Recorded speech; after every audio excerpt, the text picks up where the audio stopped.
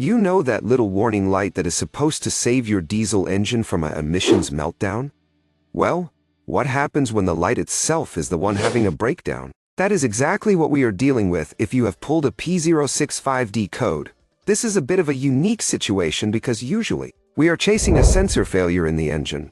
But here the computer is telling us that the reductant system malfunction lamp control circuit is acting up. In plain language, your car's main computer, the PCM, is trying to turn on or check the warning light for your diesel exhaust fluid system, but it cannot establish a connection. This applies to a lot of modern clean diesels, like Volkswagens, Fords, Chevys, and Rams. The reductant system is what sprays that DEF fluid into your exhaust to clean up emissions.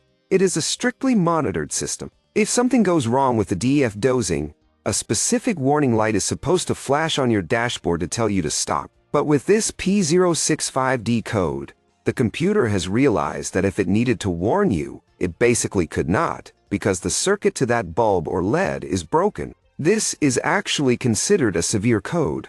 Why?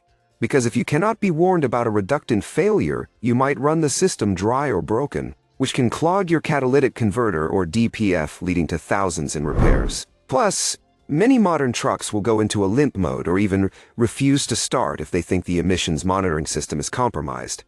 So, how do you fix it? First, check if you have other codes related to the DEF system and fix those first. If it is just this code, you are looking at an electrical gremlin. It could be as simple as a burnt-out bulb in your instrument cluster, though on newer cars with LED dashes, it is more likely a wiring issue. You will need a scanner to clear the codes and see if it comes back immediately.